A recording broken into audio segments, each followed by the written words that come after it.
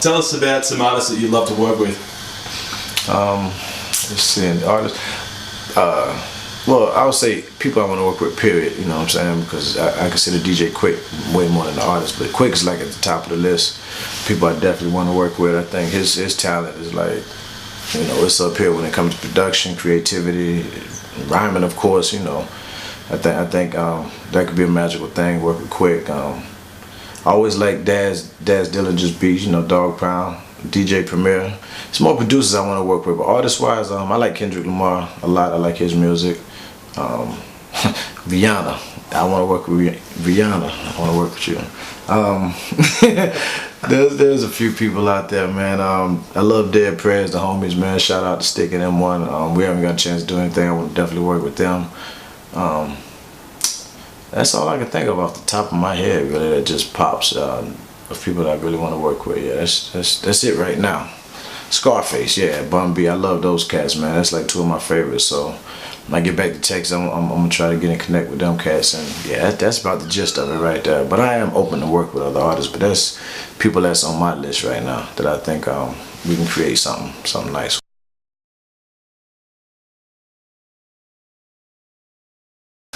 So you've done the youth talks, and that's been a bit of a mainstay of your trip to Australia. Yeah. Tell us a little bit about the process that you go through in preparing for speaking to a group of kids. Yeah, it is a little process. I always start with just trying to figure out what I want to get across to them first. Just coming up with what's the main thing I want them to leave there with.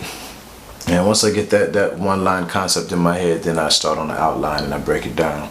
And I try to put it in an order, excuse me, that kind of goes and flows with the way life actually works, you know, like from your earlier stages in life with your family to, you know, adolescence, you know, being a teenager and stuff like that. So I try to take them through that whole process because I walked through that process. So I really just kind of give them my life story, you know, from the beginning to the age when I got ready to really start making a change, basically, which was 21 or something like that, 22.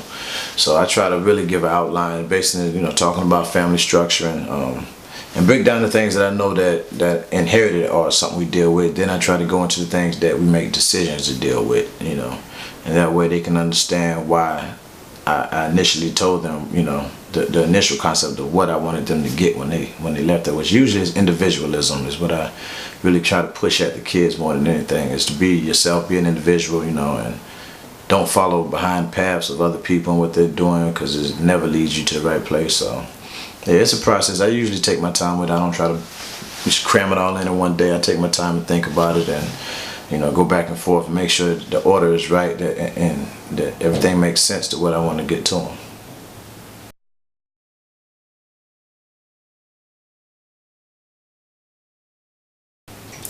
10 years from now, where do you hope to be?